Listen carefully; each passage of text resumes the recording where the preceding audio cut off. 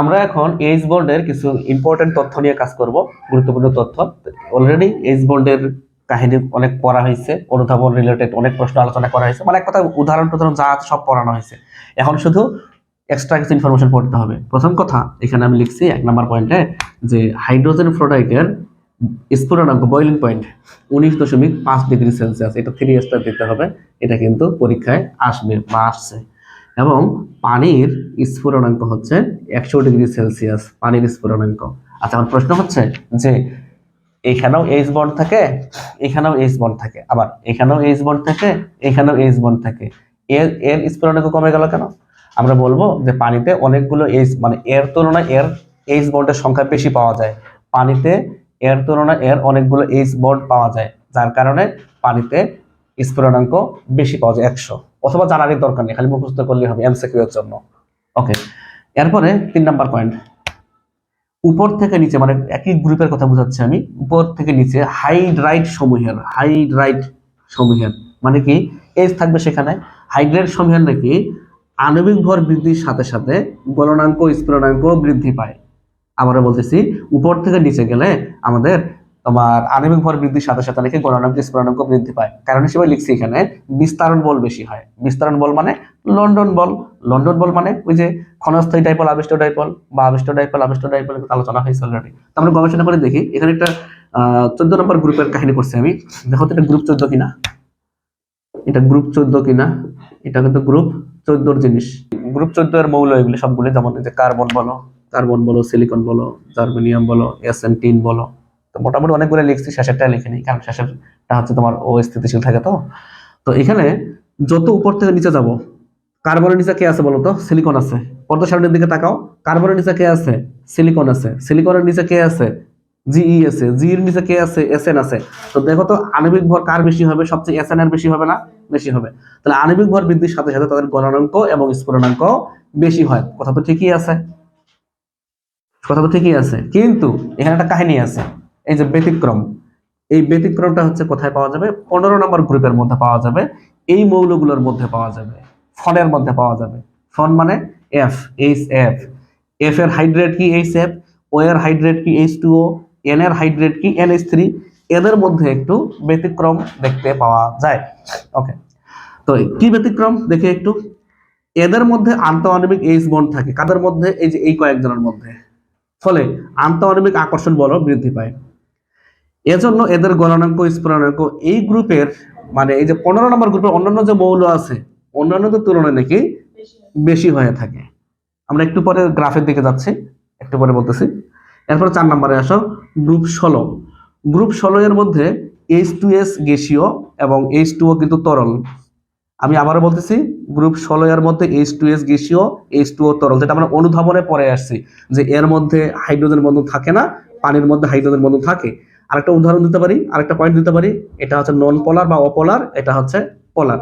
যেহেতু এখানে H bond থাকে, তাহলে এইচ বন্ড ভাঙতে অনেক বেশি তাপ খরচ হবে, নষ্ট হবে, খরচ হবে, তাহলে তার স্ফুটনাঙ্ক বেশি হতে পারে, এটাই স্বাভাবিক। 100 লিখছি। আর এর স্ফুটনাঙ্ক লিখছি আমি -60.7 ডিগ্রি সেলসিয়াস। তাহলে অনুধাবনে কিন্তু আমরা ব্যাখ্যা করছি কেন গ্যাসীয়, কেন তরল। আর এখন শুধু আমরা মনে রাখবো এর স্ফুটনাঙ্ক গুলো, ঠিক আছে, এমসিকিউ এর জন্য। আচ্ছা, এখানে অবশ্য লিখে দিছি H2O। এইচ বন্ড না থাকলে, পানির মধ্যে যদি হাইড্রোজেন বন্ড না থাকতো তাহলে কি হতো? তাহলে 200 ডিগ্রি সেলসিয়াস হ্রাস পাইতো। এবং 200 ডিগ্রি যদি হ্রাস পাইতো, ছিল তো 100, তো -200 করো, থাকবে কত? -100 থাকতো। তাহলে -100 এর কাছাকাছি হতো। এটাও এক ধরনের এমসিকিউ। যদিও এটা সম্ভব না, পানির মধ্যে এইচ বন্ড থাকবে, এ কথাই ঠিক। যদির কথা, যদি এইচ বন্ড না থাকে, কি লিখছি? এইচ বন্ড না থাকলে কোথায়? পানিতে। তাহলে 200 ডিগ্রি সেলসিয়াস কমে যেত। 200 ডিগ্রি সেলসিয়াস হ্রাস পেয়ে -100 ডিগ্রি সেলসিয়াসের কাছাকাছি হতো। কথা কি বুঝতে পারছো কিনা আমি বুঝতে জানি না, তো একটু কথাটা মাথায় রাখতে হবে। তো আমরা এখন এই যে 15, 16 এবং 17, 14 এগুলো একটা গ্রাফের দিকে চলে যাচ্ছে এখন। তো আমরা এখন একটা গ্রাফ দেখতে পাচ্ছি 3.38-এ, হাজারি স্যারের বই। এখানে দুইটা গ্রাফ আছে, একটা 3.38, একটা 3.39।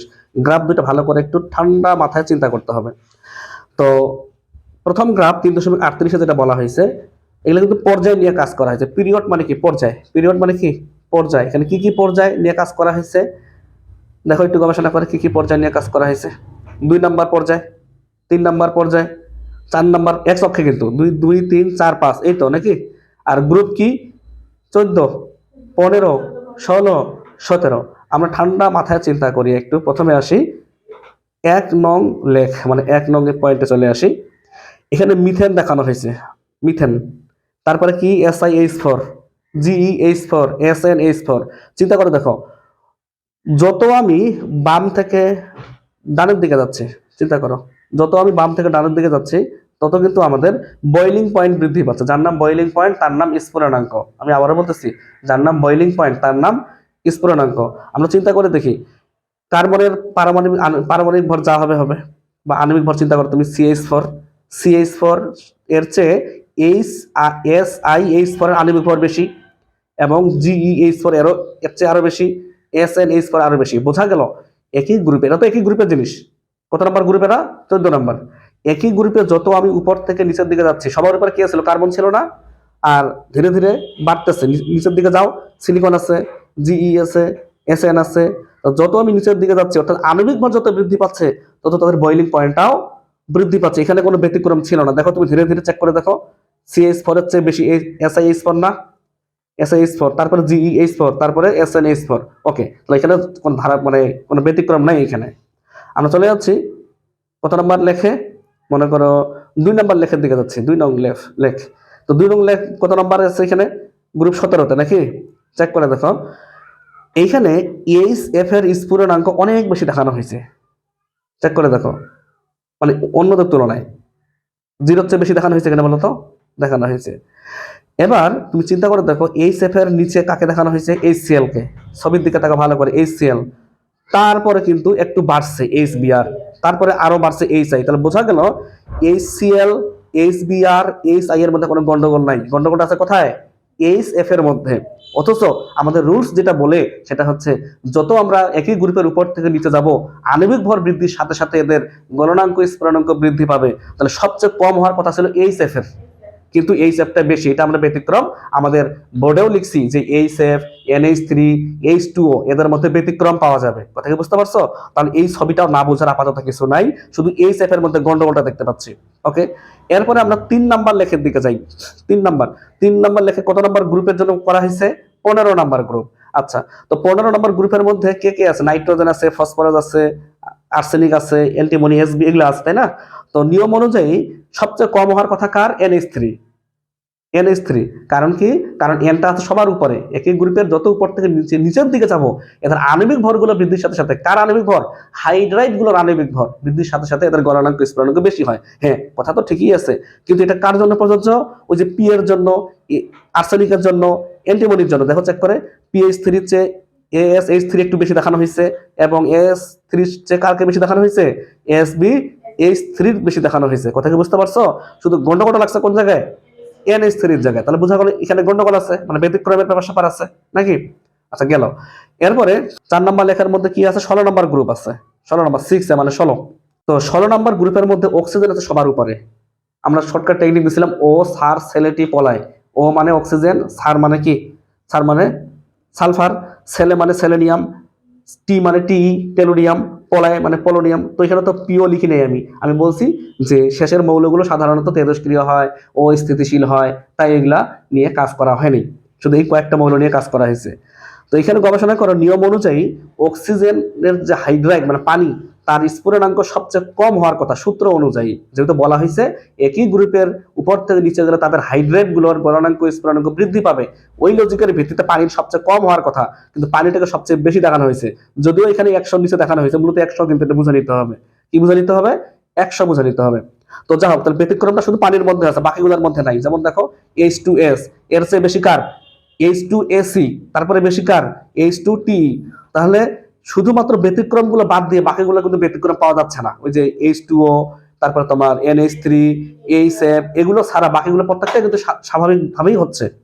আচ্ছা, মোটামুটি এই ছবিটা আমরা দেখলাম। তাহলে এক্স অক্ষে কে ছিল? পিরিয়ড ছিল। ওয়াই অক্ষে কে ছিল? বয়লিং পয়েন্ট, মানে কি? স্ফুরণাঙ্ক ছিল। ওকে, এরপরে পাশের ছবিটা দেখি একটু। পাশের ছবিতে কি বলা হয়েছে? পাশের ছবিটা কিন্তু সেম কাহিনী, বয়লিং পয়েন্ট ওয়াই অক্ষে, আর এক্স অক্ষে গ্রুপ। আগে ছিল এক্স অক্ষে পিরিয়ড মানে পর্যায়ে ছিল, আর এখন এক্স অক্ষে কাকে রাখা হয়েছে? গ্রুপকে রাখা হয়েছে। এবার আমরা এই ছবিটা ঠান্ডা মাথায় চিন্তা করার চেষ্টা করি, দেখি কি হয়। তো ফর এ মানে কি 14, ফর এ মানে কি আমরা কিন্তু পাশে মানে 3.38 হেল্প নিব 3.39 করার জন্য, ঠিক আছে। তো এখানে কি বলা হয়েছে, গ্রুপ ফর এ মানে কি 14 নম্বর গ্রুপ। তো 14 নম্বর গ্রুপের মধ্যে কারা কারা ছিল বলতো, মিথেন ছিল, SiH4 ছিল, GeH4 ছিল, SnH4 ছিল। তুমি প্রথম ছবিটার দিকে তাকাও, এদের কোনো ব্যতিক্রম ছিল না, স্বাভাবিকভাবেই বৃদ্ধি পাচ্ছিল, এই তো। এবার চেক করে দেখো, CH4 এর চেয়ে বেশি কার, SiH4, তারপরে বেশি কার, GeH4, তারপরে সিঁড়িগুলো কার বেশি, SnH4। তাহলে কোনো ব্যতিক্রম আছে এখানে?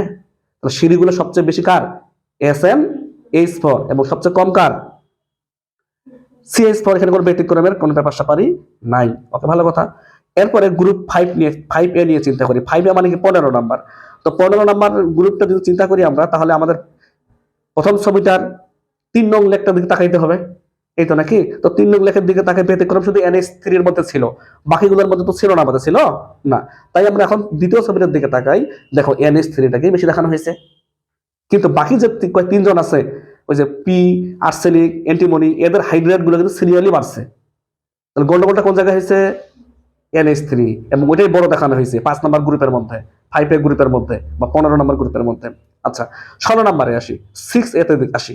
6A মানে কি, 6A মানে হচ্ছে 16 নম্বর, যেটা আমরা দেখে আসলাম প্রথম ছবিতে। আমরা আবারও প্রথম ছবির দিকে যাই, 16 নম্বর গ্রুপ মানে কি 4 নং। তো 4 নং লেখের দিকে তাকে একটু, কাকে বেশি দেখানো হয়েছে, পানি, ব্যতিক্রমের কারণে পানিকে বেশি দেখানো হয়েছে। আর বাকি যেগুলো আছে H2S, H2AC এবং H2TE, এটা স্বাভাবিকভাবে কিন্তু যেভাবে নিয়ম অনুযায়ী বাড়ার কথা বাড়ছে। গন্ডগোলটা কোন জায়গায়, পানিতে। তো ছবিটা চেক করে দেখি, আসলে তো পানির ছবিটা অনেক বেশি দেখানো হয়েছে, এবং 100 যেহেতু 100, তাই এখানে 100 দিকে দেখানো হয়েছে আর কি। যদিও ছবিটা আরেকটু উপরে যাইতো, 100-র মধ্যে রাখা হইতো আর কি। কি সবচেয়ে পানির বেশি না 100। এরপরে ও এর নিচে যে মৌলগুলো আছে, যেমন সালফার বলো, সেলেনিয়াম বলো, টেলুরিয়াম বলো, এদের হাইড্রেট গুলো সিরিয়ালি যেভাবে নিয়ম অনুযায়ী বাড়ার কথা সেভাবেই বাড়ছে। গন্ডগোলটা পানির মধ্যে, এই তো নাকি? ওকে, গন্ডগোল, এখানে সমস্যা নেই। চলে আসো এবার গ্রুপ 7A। 7A মানে কি 17। তো 17 নাম্বার মানে কি, প্রথম ছবিটার দিকে তাকাও, 2 নং লেখ, তাই না? তো 2 নং লেখের দিকে যদি তাকাই আমরা, এখানে গন্ডগোলটা কোন জায়গায় ছিল, HF এর মধ্যে ছিল, কিন্তু বাকি যেগুলো ছিল HCl, HBr, HI, এগুলো স্বাভাবিকভাবেই তো বাড়ছে, স্বাভাবিকভাবেই বাড়ছে। তাহলে গন্ডগোলটা কোন জায়গায়, হাইড্রোজেন ফ্লোরাইডের জায়গায়। তো আমরা এবার দ্বিতীয় ছবির দিকে তাকাই, এখানে কিন্তু তাই আঁকা হয়েছে, HFটা বড় দেখানো হয়েছে, এবং এই যে HCl, HBr, HI, এগুলো কিন্তু সিরিয়ালি বাড়ছে। তাহলে যতটুকু দুইটা ছবি আমরা দেখলাম, ছবি দুইটা দেখে বোঝা গেল গন্ডগোলটা হচ্ছে পানির মধ্যে, HF এর মধ্যে, তোমার NH3 এর মধ্যে। বাকি স্বাভাবিকভাবে কিন্তু এখানে যা বলা ছিল, তাকাও, এখানে যা বলা ছিল তার সাথেই মিলে গেছে, যে উপর থেকে নিচে হাইড্রেট সময়ের মধ্যে আণবিক ভর বৃদ্ধির সাথে সাথে তাদের গণনাঙ্ক স্ফুটনাঙ্ক বৃদ্ধি পাবে। গন্ডগোলটা ছিল এই 3 জনের মধ্যে, যেটা আমরা দুইটা ছবির মধ্যেই দেখে আসলাম। এবং সবচেয়ে স্ফুটনাঙ্ক বেশি তাহলে কার হবে যদি প্রশ্ন আসে কোনোদিন, তাহলে কার বলবো আমরা, পানি বলবো। এবং তার স্ফুটনাঙ্ক অনেক বেশি, কত, 100 ডিগ্রি সেলসিয়াস। মোটামুটি আমরা এই যে 3 নাম্বার পয়েন্ট, 4 নাম্বার পয়েন্ট নিয়ে কোনো প্রশ্ন করার কিছু নাই, যেগুলো আলোচনা করে তো আসলাম। এরপর তাকাও একটু 5 নাম্বার কি বলা হয়েছে, অন্ত আণবিক H বন্ডের কারণে, অন্ত কিন্তু আন্ত না, অন্ত আণবিক H বন্ডের কারণে একই অ্যারোমেটিক জৈব অণুর মধ্যে নতুন রিং বা বলয় সৃষ্টি হয়, একে কিলেশন বলে। KEY, কিলেশন, LATION, কিলেশন। আশা করি কিচ্ছু বুঝি নেই, ঠিক কিনা বলো? বুঝতে পারছো কিছু? কোনো অসুবিধা নেই, আমরা ঠান্ডা মাথায় বোঝানোর চেষ্টা করতেছি। আমি কালো কালে নিয়ে দেখাচ্ছি, যেহেতু জায়গার শর্ট, আমি কথা দেখাবো, এখানে দেখাই।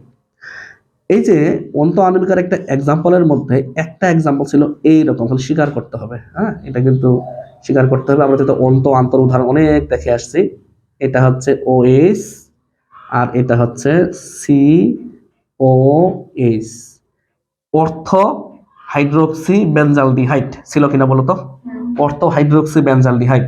তো এদের মধ্যে কোন বন্ধন ছিল, অন্ত না আন্ত? এদের মধ্যে ছিল অন্ত ছিল। আমি অন্ত আণবিক হাইড্রোজেন বন্ধনে এই উদাহরণটা নিয়েও কাজ করছি, শুধু এটা না, অর্থ হাইড্রোক্সি বেনজোইক অ্যাসিড নিয়ে কাজ করছি, অর্থ হাইড্রোক্সি বেনজালডিহাইড নিয়ে কাজ করছি, অর্থ নাইট্রোফেনল নিয়েও কাজ করছি কিনা বলো? এবার তাকাই, যখন বন্ড ছিল না, মানে হাইড্রোজেন বন্ড ছিল না, তখন তো এইভাবেই ছিল নাকি? যখন আমি হাইড্রোজেন বন্ধন দেখাইলাম, কোন হাইড্রোজেন বন্ধন, অন্ত, কি দেখাইছি, অন্ত, তখন নতুন করে একটা দেখো তো, একটু চক্রের মতো ঘটনা ঘটছে না, দেখো তো, কিছুটা চক্রের মতো হয়েছে কিন্তু, এবং দেখো তো কিছুটা ষড়ভুজাকারের মতো হয়েছে কিছুটা, দেখো তো এই যে মানে বেনজিনের ষড়ভুজাকার যেমন হয় আর কি, ষড়ভুজাকারের মতো হয়েছে। এই যে নতুন যে একটা চক্র বা রিং পাওয়া গেল, এইটাকেই বলা হচ্ছে কিলেশন। দেখো এবার অন্তঃআণবিক গবেষণা করি। অন্তঃআণবিক এইচ বন্ডের কারণে, অন্তই তো নাকি একই অ্যারোমেটিক জৈব অণু, এটা কি অ্যারোমেটিক না? অ্যারোমেটিক জৈব অণু, অণুর মধ্যে নতুন রিং বলতে কি বোঝাচ্ছে এই জিনিসটাকে? পুরাতন তো এটা, নতুন তো এটা, এই নতুন রিং সৃষ্টি হয়, এই জিনিসটাকে বলা হচ্ছে কিলেশন। এরকম তো আমরা আরো অনেক উদাহরণ দিতে পারি, এরকম তো আরো অনেক উদাহরণ দেওয়া যেতে পারে। যেমন এই যে অর্থোনাইট্রোফেনল যেটা আমরা আঁকছিলাম এক সময়, মনে আছে কিনা জানি না। অর্থোনাইট্রোফেনল, আমি এই ফাঁকা জায়গাতে লিখি যে তোমার জায়গা আছে, এই যে দেখো তো অর্থোনাইট্রোফেনল আমরা যে আঁকছিলাম, যেটা পরিচিত জিনিস, ওটা একই, তাহলে বুঝতে পারো ভালো করে। এন ও টু, এন ওটা আমি আমার মতো করে লিখলাম, এভাবে আমরা আঁকছিলাম সেই সময়। তো দেখো তো এই এইচ আর ও এর মধ্যে অন্ত হবে কিনা? অন্ত হবে। এবং এই যে নতুন একটা রিং বা চক্র পাওয়া যাচ্ছে, এটাকেই বলা হচ্ছে কিলেশন। কিলেশন, কথা বুঝতে পারছো? ওকে। ফলে অর্থ সমানুর অর্থ সমানুর গণনাঙ্ক ও স্ফুরণাঙ্ক টেরা সমানুর গণনাঙ্ক ও স্ফুরণাঙ্ক থেকে কম হয়। এটা আবার কেমন কথা? আচ্ছা, এটা হচ্ছে অর্থোনাইট্রোফেনল, তাই না? এটার প্যারানাইট্রোফেনল তুমি কেমনে বানাবা? এটা প্যারানাইট্রোফেনল কেমনে বানাবা, জায়গা শর্ত আমি এই কথা লিখবো, এখানে ছোট্ট করে লিখি। এই যে যখন তুমি প্যারা নিয়ে কাজ করছিলা, এই যে এটা হচ্ছে OH, এখানে এটা হচ্ছে NO2, এটা কিন্তু প্যারা, আর এটা হচ্ছে অর্থ অর্থ অর্থ, এটা অর্থ পজিশনে NO2 আছে না, আর এটা প্যারা পজিশনে NO2 আছে, বুঝানো জায়গা আমার তো শর্ট হচ্ছে খুব। এটা NO2, এটা প্যারা পজিশনে আছে, তাহলে এর একটা সমান হচ্ছে এটা। তাহলে ফলে অণুটির অর্থ সমানুর গলনাঙ্ক স্ফুরণাঙ্ক, মানে এটা বোঝাচ্ছি প্যারা সমানুর গলনাঙ্ক স্ফুরণাঙ্ক থেকে কম হয়, তাহলে এর কম গলনাঙ্ক স্ফুরণাঙ্ক, এর হচ্ছে বেশি পাওয়া যায়। আর আমরা অনুধাবনেও আলোচনা করে আসছি, অর্থোনাইট্রোফেনলের চেয়ে প্যারানাইট্রোফেনলের গলনাঙ্ক স্ফুরণাঙ্ক বেশি হয়, কারণ এখানে অনেকগুলো আন্তঃআণবিক এইচ বন্ড কি করতে হয়, ভাঙার প্রয়োজন হয়, একটু বুঝে নিতে হবে। আর এখানে তোমার একটা নতুন কিলেশন, এখানে কিলেশন তৈরি হয়, এখানে কিন্তু কিলেশন তৈরি হয় না, নতুন চক্র তৈরি হয় না, এখানে কিলেশন তৈরি হয়, একটু বুঝে নিতে হবে ঠান্ডা মাথায়। এরপরে চলে আসো, অর্থোনাইট্রোফেনলের তুলনায় প্যারানাইট্রোফেনলের গলনাঙ্ক স্ফুরণাঙ্ক বেশি, যেটা বলে আসলাম। তো এখানে দেখো অর্থোনাইট্রোফেনলের তুলনায়, দেখো তো এটা অর্থোনাইট্রোফেনল, এটা হচ্ছে প্যারানাইট্রোফেনল। অর্থোনাইট্রোফেনলের তুলনায় প্যারানাইট্রোফেনলের গলনাঙ্ক এবং স্ফুরণাঙ্ক বেশি হয়। এবং আমি যদি বলি প্যারানাইট্রোফেনলের গলনাঙ্ক কত হয়, এই যে 114 মুখস্থ করতে হবে। মানুষ প্রশ্ন করবে, আপনি প্যারানাইট্রোফেনলের গলনাঙ্ক দিলেন, একটু স্ফুরণাঙ্ক দেওয়া যেত না? অ্যান্সার হচ্ছে আমি দেইনি। কেন দেইনি এটাও বলি। প্যারানাইট্রোফেনলের স্ফুরণাঙ্ক সঠিকভাবে নির্ণয় করা কঠিন। কেন? ওই তাপমাত্রায় যেতে হলে দেখা যাবে ওই যৌগটা অন্য কোনো যৌগে কনভার্ট হয়ে গেছে, আর ওই যৌগে থাকে না, অন্য যৌগে কনভার্ট হয়ে যায়। তাই এখানে অনেক সময় এই স্ফুরণাঙ্কটা ফিক্সড পাওয়া যায় না প্যারানাইট্রোফেনলের, তাই আমরা লিখি নাই, আমাদের বইগুলোতেও এর স্ফুরণাঙ্ক পাওয়া যাবে না। এরপরে যদি বলি আমরা প্রায় 279 মতো পাওয়া যায়, প্রায় 279 পাওয়া যায়, প্রায় 279 ডিগ্রি সেলসিয়াস পাওয়া যায়, প্রায় এটাই পাওয়া যায়, 279-80 মধ্যে পাওয়া যায়। তো এত ডিগ্রি সেলসিয়াসে মানে যেতে হলে ও আর প্যারানাইট্রোফেনল থাকে না, অন্য কোনো যৌগে কনভার্ট হয়ে যায়, এই কারণে বইগুলোতে এটা পাওয়া যায় না, ঠিক আছে? যাও, এরপরে 7 নম্বর চলে আসো। এইচ বন্ডের শক্তি 10 থেকে 40 কিলোজুল পার মল। হাইড্রোজেন বন্ধনের শক্তিকে মুখস্থ রাখার চেষ্টা করব। এবং সমযোজী বন্ধনের শক্তি প্রায় 150 থেকে 1100 কিলোজুল পার মল। এইচ বন্ডের উপস্থিতির জন্য সমযোজী যৌগের ধর্মে বিশেষ পরিবর্তন ঘটে এবং যৌগের ধর্ম নির্ণয়ে, এমসিকিউ কিন্তু, যৌগের ধর্ম নির্ণয়ে এবং ব্যাখ্যায় এটি বিশেষভাবে গুরুত্বপূর্ণ। আমরা যেটা বলতে যাচ্ছি সেটা হচ্ছে আমাদের বেশ কিছু বন্ধনের কিছু শক্তি আছে, যে শক্তিগুলো তোমাদের মনে রাখতে হবে। তো আমরা এখন একটা ছবি দেখতে পাচ্ছি বা একটা বক্স দেখতে পাচ্ছি, এখানে সারণী 3.7 বন্ডিং ও নন বন্ডিং আকর্ষণ শক্তির মাত্রাগত তুলনা। এটা আমার পরামর্শ থাকবে, এই যে প্রথম কলাম আর তৃতীয় কলামটা মুখস্থ করা, এখান থেকে প্রচুর এমসিকিউ আসে, একবারে প্রচুর প্রচুর প্রচুর প্রচুর এমসিকিউ আসে।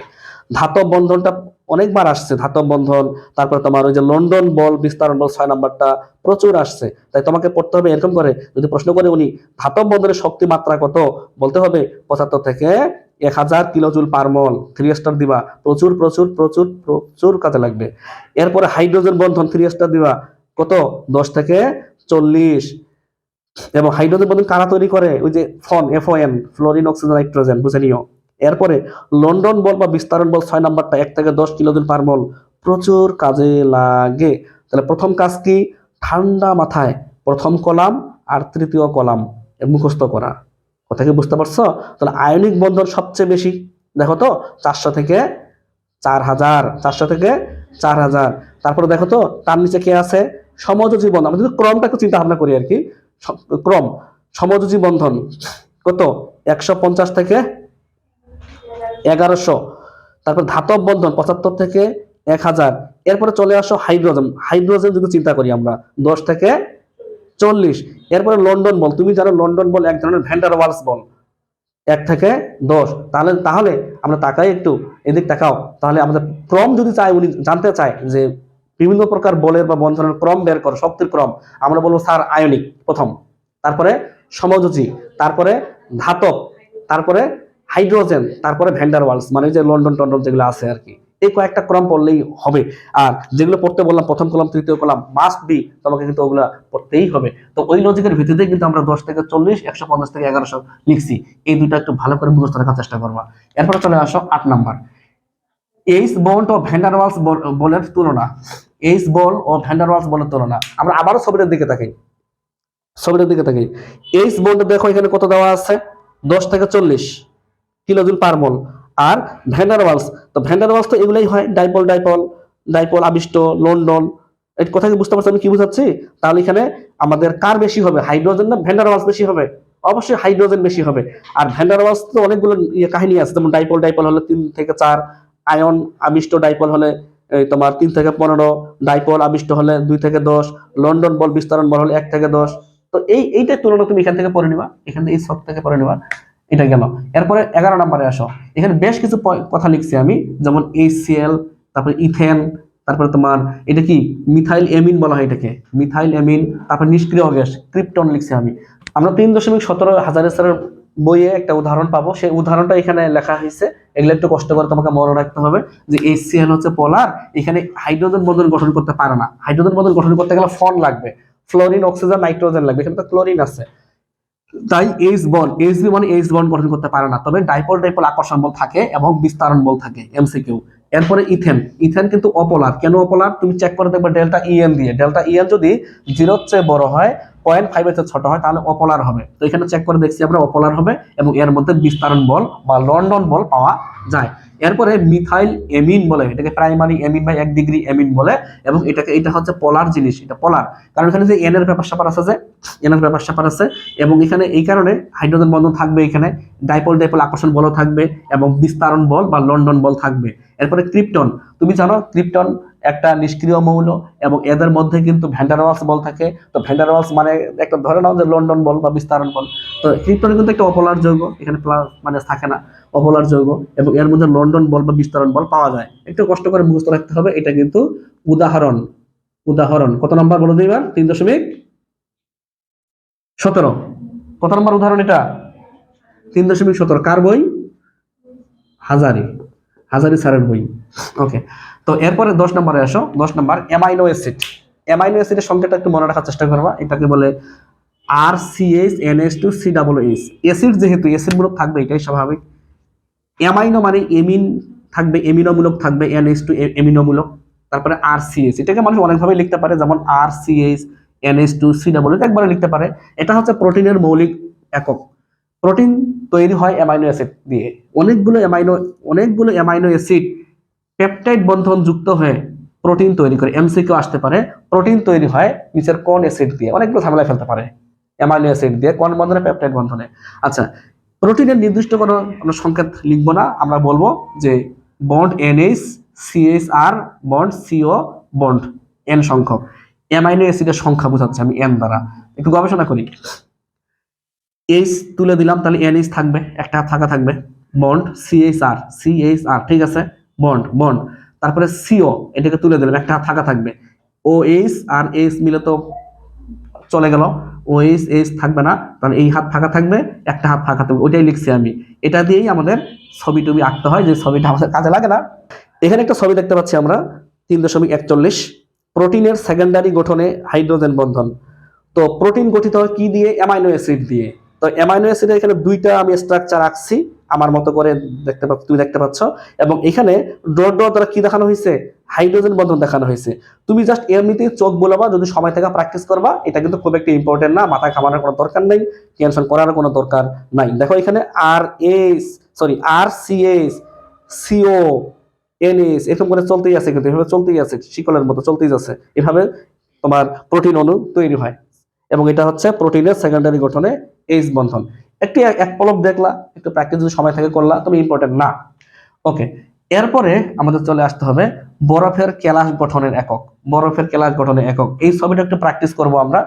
6টা অক্সিজেন পরমাণু দিব, এবং পানিটা এমন ভাবে লিখবো, এই যে এক পাশে এইচ আর এক পাশে এইচ করে দেখাবো। আমি আবারও যদি বলি, মনে করো এই যে এখানে একটা ও, এখানে একটা ও, এখানে একটা ও, এখানে একটা ও, এখানে একটা ও, এখানে একটা ও, 6টা লিখছে। কিন্তু নিয়ম হচ্ছে একটা উপরে বের করে দেখাবা, একটা এইভাবে সোজাসুজি দেখাবা, একটা উপরে দেখাবা, একটা সোজাসুজি দেখাবা। কেন দেখাবা জানো? যেন আমি এর সাথে কি করতে পারি? এইচ বন্ড তৈরি করতে পারি। আবার যেমন তুমি একটা দেখাইলে উপরে, আরেকটা দেখাইলে এই পাশে, একটা দেখাইলে উপরে, আরেকটা দেখাইলা মনে করো এই পাশে। আচ্ছা, উপরে বলতে আমি বুঝাচ্ছি এইখানে আর কি, একটা উপরে দেখাইলা, একটা এখানে দেখাইলা। তো গবেষণা করো, এই ওর সাথে এই অক্সিজেন হাইড্রোজেন বন্ধন, এই ও এর সাথে এটা হাইড্রোজেন বন্ধন, মানে হাইড্রোজেন বন্ধন দেখানোর জন্য এই কাজটা করব। পাশাপাশি আরো একটা এক্সট্রা ডট ডট দিয়ে দিব। এটা হচ্ছে বরফের কেলাস গঠনের একক। বরফের কেলাস গঠনের একক এখানে ভালো করে রাখছি আমি, তুমি ছবিটা তোমার বইয়াও আছে, তুমি সুন্দর করে এই ছবিটা একটু দেখবা। এবং এখানে একটা এমসিকিউ আছে, অক্সিজেনের সাথে হাইড্রোজেনের যে হাইড্রোজেন বন্ধন, এখানে ডিসটেন্সটা পাওয়া যায় 1.80 অ্যাংস্ট্রম, এমসিকিউ। এবং হাইড্রোজেন বিহীনের সমযোজী যেটা পাওয়া যাবে ORH, এই ও আর এই এইচ এর মধ্যে কোন বন্ধন থাকে? সমযোজী থাকে। এই সমযোজীর ডিসটেন্স কত? 0.96 অ্যাংস্ট্রম। আর ডট ডটের মধ্যে যেটা পাওয়া যায় সেটা হচ্ছে 1.80 অ্যাংস্ট্রম। এগুলো হচ্ছে এমসিকিউ এর জন্য তুমি একটু মুখস্থ রাখতে পারো। এগুলো হচ্ছে এমসিকিউ এর জন্য মনে রাখতে পারো। চেহারাটা দেখো তো ষড়ভুজাকার মতো কাঠামো হয়েছে কিনা, বেঞ্জের মতো কাঠামো হয়েছে কিনা। তো ষড়ভুজীয় মানে কি? Hexagonal, 6 hexagonal. আর রিং, বলয়, বলয় মানে কি? রিং। তাই আমরা লিখছি এখানে ষড়ভুজীয় বলয় বা হেক্সাগোনাল রিং। কথাকে বুঝতে পারছো? এই ছবিটা তোমাকে একটু বাসায় প্র্যাকটিস করা উচিত। তবে অ্যামাইনো অ্যাসিডের যে ছবিটা আমরা দেখাইলাম, ওই ছবিটা প্র্যাকটিস না করলেও হবে, এটা একটু প্র্যাকটিস করার চেষ্টা তুমি করবা। আমরা এখন 3.20 হাইড্রোজেন বন্ধনের গুরুত্ব নামে একটা ছবি দেখতে পাচ্ছি। এখানে এখানে বলা হয়েছে হাইড্রোজেন বন্ধনের গুরুত্ব। তো এইখানে আমরা যেহেতু বায়োলজি তোমরা পড়ছো, ডিএনএ আরএনএ কি জিনিস, এটা হয়েছিল না? আচ্ছা, আরেকটু বলি। তাহলে এখানে তোমাকে শুধু মনে রাখতে হবে 1 নাম্বার পয়েন্টটা, আমাদের দেহের ভরের কত পার্সেন্ট পানি? আমার আন্ডারলাইন 70% হলো পানি। তারপরে 2 নাম্বার পয়েন্ট, আমাদের দেহের শক্তিদায়ক প্রধান খাদ্য হলো কার্বোহাইড্রেট ও প্রোটিন। তোমাকে লিপিড টিপিড অপশন দিয়ে ঝামেলায় ফেলতে পারে, আন্ডারলাইন করো। শক্তি দেয় কোনগুলো? কার্বোহাইড্রেট এবং প্রোটিন। আচ্ছা, আর এখানে মনে রাখার দরকার নাই। এবং 3 নাম্বার পয়েন্টে যদি মনে রাখতে চাও তাহলে মনে রাখতে পারো যে প্রাণীদেহের বিভিন্ন তন্ত্র যেমন চর্ম, অস্থি, টিস্যু, রক্ত, চুল ইত্যাদি প্রোটিন গঠনে এইচ বন্ধনের ভূমিকা বর্তমান। এই পয়েন্টটাও আমাদের ইম্পর্টেন্ট। এবং এর পরের লাইনটাও ইম্পর্টেন্ট। ডিএনএ ও আরএনএ তে রয়েছে এইচ বন্ধনের ভূমিকা। ওই যে ডাবল হেলিক্সের যে কাহিনীটা 9-10 ছিল, ইন্টারমিডিয়েটও তো আছে, পড়াইছিল স্যারেরা। এই পয়েন্টটা আমাদের ইম্পর্টেন্ট এবং মনে রাখতে অবশ্যই হবে। অর্থাৎ তুমি এই যে 1 থেকে রোমান সংখ্যা 3, এগুলো একটু বাসায় ঠান্ডা মাথায় রিডিং তোমাকে পড়তেই হবে। এরপরে দেখো, এই যে 1 থেকে কয়েকটা পয়েন্ট লিখছি আমি, যে জীব জগৎ বলতে উদ্ভিদ প্রাণীর জগৎকে বোঝায়। এই যে পয়েন্টটা শিক্ষার্থীর কাছে নিচের দিকে, এখানে মনে রাখবা কি 1, 2, 3 একাই রিডিং পড়তে পারবা তুমি। তারপরে উপরোক্ত বিষয়ের আলোকে হাইড্রোজেন বন্ধনের গুরুত্ব, এটা তুমি 1 নাম্বারটা রিডিং পড়তে পারবা, এখানে পড়ার মতো কিছু নাই। 2 নাম্বারটা শুধু মনে রাখতে হবে, অ্যামাইনো অ্যাসিডের সংকেত, যেটা আমরা বোর্ডে আলোচনা করলাম, বারবার আন্ডারলাইন, RCH NH2COOH। পড়লাম কিনা বলো? এবং প্রথম লাইনটা কাজে লাগবে, সব প্রাণীর দেহ কাঠামোর একক কোষ প্রোটিন অণু দ্বারা গঠিত। প্রোটিন অণু দ্বারা গঠিত। আর প্রোটিন গঠিত হয় কি দ্বারা? অ্যামাইনো অ্যাসিড দ্বারা। ওকে, এরপরে প্রোটিনের পলিঅ্যামাইড শিকলের দরকার নাই। 3 নাম্বার পয়েন্ট, তরল পদার্থ জমাট বেঁধে কঠিন হলে এটাও দরকার নাই, তুমি রিডিং করতে পারবা। শেষের দিকে আসো একটু, যে এক্স রে বা এক্স রশ্মি বিচ্ছুরণ পরীক্ষার মাধ্যমে প্রমাণিত যে পানি কঠিন অবস্থায় অর্থাৎ বরফের কেলাস গঠনে প্রতিটি H2O অণু অপর 4টি H2O অণুর সাথে আন্তঃআণবিক H বন্ধনের মাধ্যমে এমসিকিউ চতুস্তলকীয়ভাবে বিন্যস্ত থাকে। মারো আন্ডারলাইন, চতুস্তলকীয় শব্দটা কাজে লাগবে। এবং H বন্ধনের দূরত্ব, ওই যে বললাম ডট ডট 1.80 অ্যাংস্ট্রম, এবং সমযোজী বন্ধন ওই যে OH যেটা দেখাইলাম বোর্ডের মধ্যে 0.96 অ্যাংস্ট্রম কাজে লাগবে। এরপরে বরফে প্রতিটি H2O অণু এটির 2টি H পরমাণু ও 2টি নিঃসঙ্গ ইলেকট্রন যুগল দ্বারা সর্বাধিক 4টি H বন্ধন গঠন করতে পারে। আমরা একটি বরফের মধ্যে কয়টা H বন্ড পাবো? 4টা পাবো। ফলে বরফের কেলাস গঠন ষড়ভুজীয় বলয়। বরফের কেলাস গঠন, যদি কেলাস প্রশ্ন চায় তাহলে কি হবে? ষড়ভুজীয় বা হেক্সাগোনাল এই শব্দ থাকতে হবে, যেটা আমরা আলোচনা অলরেডি করে আসলাম। বাকি অংশ তো তুমি একটু রিডিং করে নিবা, যে বরফ টরফ আমরা আলোচনা করেই আসছে, কে উপরে ভাসে কে ভাসে না। এরপর 4 নাম্বার পয়েন্ট নিয়ে আমি কথা বলবো না, এই কারণেই বলবো না, তো তুমি পাশের ছবি দেখতেই পাচ্ছ, এখানে ডিএনএ এর ব্যাপার স্যাপার আছে, এডেনিন, গুয়ানিন, সাইটোসিন, এগুলা এই যে ডট ডট যে বন্ধনগুলো দেখা যাচ্ছে, কোন বন্ধন এগুলা? হাইড্রোজেন বন্ধন। বায়োলজিতে আছে, 9-10 ছিল, ইন্টারমিডিয়েটও আছে, তাই এটা আমরা আলোচনা করলাম না। দুইটা ছবি আছে, এবং আমাদের এই ছবি দুইটা কেমিস্ট্রিতে কাজে লাগে না, কোথায় কাজে লাগে?